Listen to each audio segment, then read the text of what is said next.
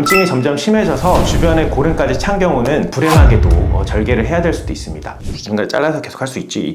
계속 털이 입안으로 들어와. 직원들이 지나가다가 많이 웃네요. 안녕하세요. 다보인다 방원장 365 발근학과 방재순 원장입니다. 오늘 촬영날은 크리스마스 이브 날이라서 이런 복장으로 한번 촬영에 임해봤습니다. 오늘 이제 말씀드릴 주제는 다들 많이 괴로워서 오시는 질환인데 다래끼에 대해서 알아볼 거고요. 다래끼가 아픈 다래끼가 있고 아프진 않지만 딱딱하게 만져지는 다래끼가 있는데 원인들이 뭐고 치료는 어떻게 되고 예방하는 방법들은 어떤 것들이 있는지에 대해서 알아보도록 하겠습니다. 메리 크리스마스!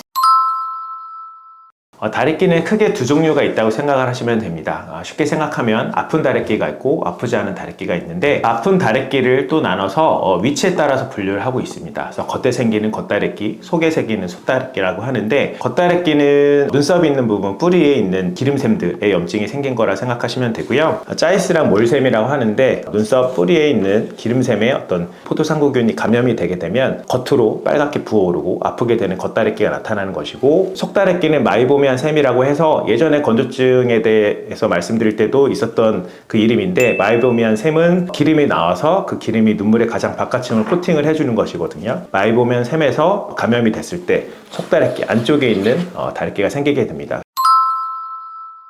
증상은 그냥 상식적으로 다래끼가 하나 생겼어 라고 했을 때 느끼시는 것들입니다. 그래서 조금만 눌렀을 때 아프거나 세수할 때 보통 느끼기도 하고요. 빨갛게 되거나 아니면 너무 많이 부어올라서 고름 같은 게 차 보이는 것들이 이제 증상입니다. 속다래끼건 겉다래끼건 치료는 세균성 감염이기 때문에 항생제를 쓰게 됩니다. 그래서 항생제가 들어가서 주변에 있는 세균들을 없애게 되는 거고, 그에 따라서 이제 주변에 있는 염증들도 없어지면서 보통 가라앉게 되는데, 염증이 점점 심해져서 주변에 고름까지 찬 경우는 불행하게도 절개를 해야 될 수도 있습니다. 그래서 절개는 항생제를 쓰게 되면 항생제가 그 병변 부위로 들어가는 게 주변에 있는 혈관들을 통해서 들어가게 되는데, 고름이 이만큼 있으면 주변에 혈관들이 하나도 없으니까 고름 있는 부분을 항생제가 침투를 할 수가 없거든요. 그래서 고름이 많이 차게 되면 절개를 해서 배농을 하고 주변 염증들은 다시 약으로 없애는 그런 과정을 통해서 치료를 하고 있습니다. 두 번째로 콩다래끼 같은 경우는 세균성 감염이 아니고 염증입니다. 감염하고 염증을 혼돈하시는 경우들이 있는데, 감염이라는 거는 뭐 세균이건 바이러스건 곰팡이건 어떤 그런 균들이 들어가서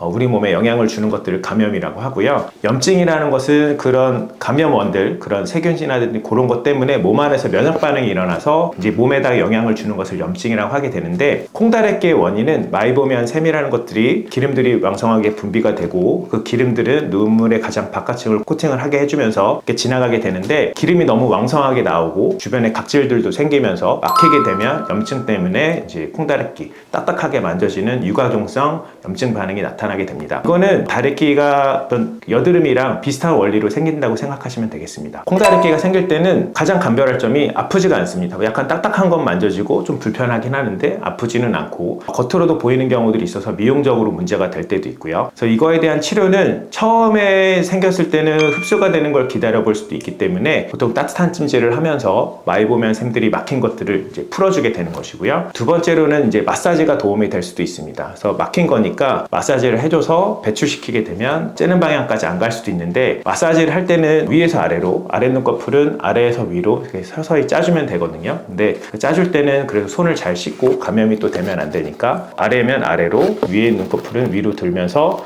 검은 동자가 다치지 않게 살살살 마사지를 해주시면 좀 도움이 됩니다. 그래서 마사지를 하실 때는 마이보미안 샘이라는 것들이 아래 눈꺼풀은 이렇게 배출이 되게 되고요. 윗눈꺼풀은 위에서 아래쪽으로 이렇게 배출이 되게 됩니다. 그래서 다래끼 막힌 것들을 짜려면 윗눈꺼풀은 위에서 아래쪽으로 쭉쭉 짜줘야 되고, 아랫눈꺼풀은 아래쪽에서 위로 쭉쭉 짜줘야 됩니다. 그래서 짜줄 때는 우선은 면봉으로 하기 어려울 수도 있는데, 면봉으로 하게 되면 안구를 압박할 수도 있으니까 아랫눈꺼풀 할 때 아래로 눌러서 이렇게 위로 해주시면 되고요. 그렇게 해서 좀 끝부분이 좀 압착이 돼서 바깥쪽으로 나오는 느낌으로 짜주시면 되고, 윗눈꺼풀 할 때는 아래 보면서 똑같이 위에서 아래로 이렇게 짜주시면 됩니다.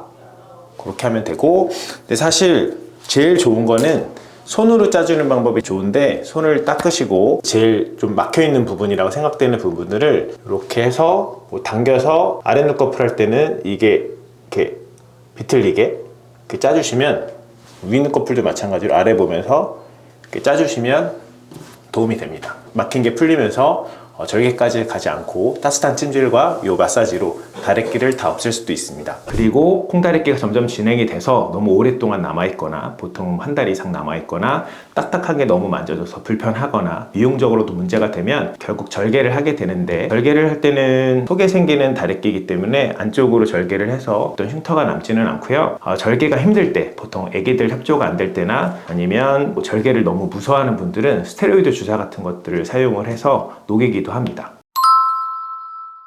콩다래끼에서는 좀 전에 말씀드린 대로 손으로 어느 정도 마사지 하는 게 좀 도움이 됩니다. 근데 사실 눈에 잘 모르시는 분들이 만지다가 검은 동자에 상처 만드는 것들이 더 큰 문제를 만들 수 있기 때문에 굉장히 조심스럽게 말씀드릴 수 있는 부분인데, 콩다래끼 아프지는 않고 딱딱하게 만져질 때는 주변을 마사지를 해주는 거 도움이 되는데요. 세균성 감염 때문에 생긴 이제 겉다래끼나 속다래끼, 아픈 다래끼들은 만졌다가 주변으로 염증이 퍼질 수도 있고 또 만지는 것 자체가 굉장히 통증을 많이 만들기 때문에 마사지하는 거는 아픈 다래끼는 도움은 안 되고, 맨 처음에 온찜질을 했다가 계속 진행이 되면 안과에 방문해서 빨리 항생제 안약을 쓰고 항생제 먹는 약을 쓰고, 그래도 안 되면 농이 생기고 하면 절개하는 것들이 가장 치료가 빠르다고 할 수 있겠습니다. 다래끼라는 게 절개하는 게 굉장히 아프기 때문에 한번 절개를 당해보신 분들은 알 텐데 보통 절개까지 가지 않도록 만들어야 되거든요. 그래서 아픈 다래끼들은 조금 찜질을 해보다가 점점 진행된 거나 했을 때는 빨리 안과를 방문해서 약을 처방받는 게 좋고요. 콩다래끼 같은 경우는 초반에 뭔가 따뜻한 게 만져지면 마사지도 하고 온찜질도 하면서 어느 정도 대처를 해주시다가 계속 남아있고 불편하면 어쩔 수 없이 안과에 방문해서 절개를 하시면 되겠습니다.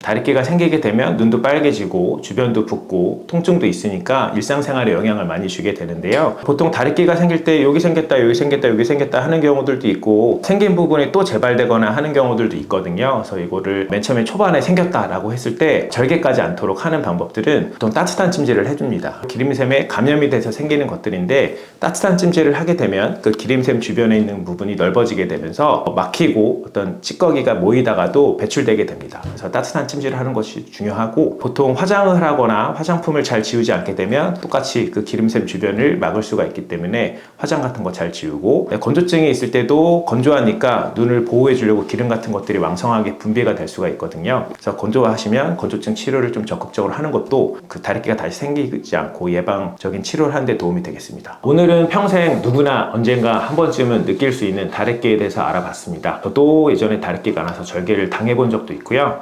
다래끼 절개하는 게 굉장히 아프고 불편할 수 있으니까 다래끼가 생길 것 같을 때 초반에 대처를 잘 하셔서 안과에 방문하지 않고도 어떤 집에서 할 수 있는 치료를 통해서 편안하게 다래끼를 없앴으면 좋겠고요. 다래끼도 심해지게 되면 주변에 봉화지겸으로 더 큰 질환이 생기거나 어떤 미용적인 문제를 만들 수도 있으니까 다래끼가 오랫동안 지속이 되면 가까운 안과를 방문해서 적절한 치료를 잘 받으셨으면 좋겠습니다. 지금까지 다보인다 방원장 365 발근학과 방재순 원장이었습니다. 감사합니다. 메리 크리스마스.